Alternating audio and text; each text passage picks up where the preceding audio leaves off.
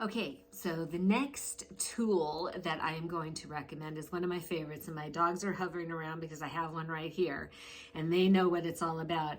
And this is one that I talk about and recommend all the time. Reggie's on it, and that's the Kong. Okay, this happens to be a knockoff Kong. There's so many different toys on the market that are made out of that rubber material. He's shaking for it. You can have it. So I put a Himalayan bone in here. It's rubber. I put food in there. There's kibble at the bottom, and then I put the little Himalayan bone in there.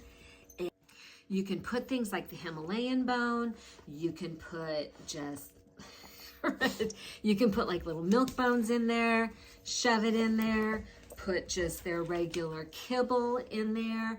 There's so many things that you can put in there. Like we talked about last time, you take the food bowl away, and what they've got left over that you don't have time to feed them by hand, you put in the Kong, or you put in other toys, treat dispensing toys. Now, I like the Kong and the rubber ones because one, they're super easy to clean. So if your dog doesn't get all this stuff out, you can easily soak it in some water.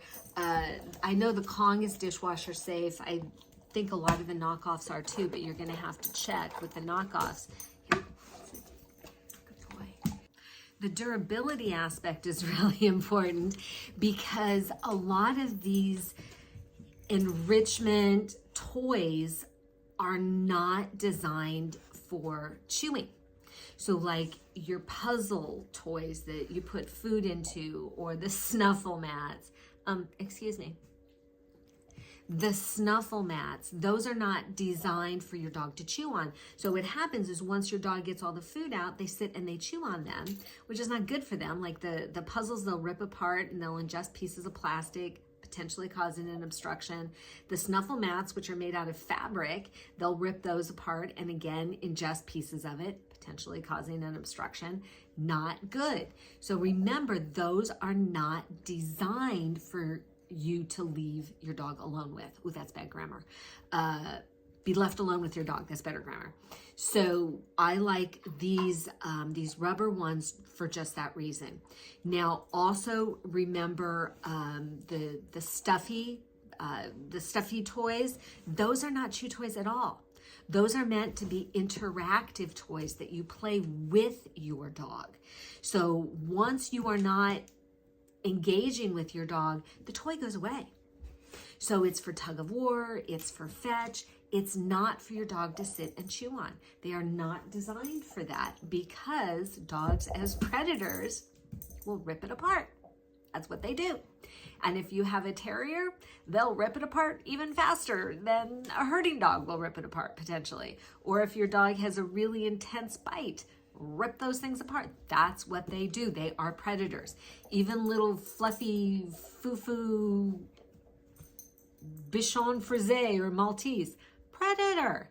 And little Yorkshire Terriers, don't let the cuteness fool you. Those things are terriers. Reggie's tail has a mind of its own.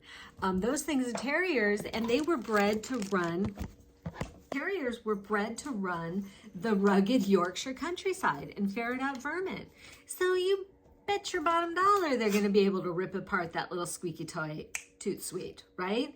And why do they have the squeaker in them? Because it sounds like prey. It sounds like a wounded mouse, or even a not wounded mouse that has the same squeakiness to it. So that's why your dog is attracted to it, and that's why they rip it apart. So not good chew toys. But these Kongs that Rudy is working on, and Reggie is sad because Rudy stole his, they will keep your dog busy for a long, long time. So 9 times out of 10, that's Reggie's tail. Can you hear that? There it is. Oh my gosh. He's got too much golden in him. I don't know. What was I talking about? The Kong. 9 times out of 10, the solution to your behavior problem is to give him a stuffed Kong. So if your dog is digging, give him a Kong to chew on. If they're chewing on your woodwork, your furniture, give them something they can chew on, which is food in a Kong. If they are just pestering you, attention seeking, give them a Kong to chew on. If they are doing this, they are not doing 1,000 other things that are making you crazy. I always say if they're working a Kong, they're not working your last nerve. The Reggie tail, I don't know what to tell you. I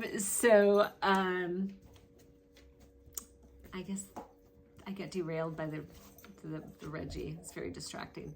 So the Kong and different things that they can chew on. Nylabone, I love the Nylabone as well, but most of the Nylabone designs, they don't have a component where you can put food into it. And that's really the secret. That's really how you use it. You should put food in it. You make food do the work for you. Bippity boppity boom. Done. The less I have to do, the better, right?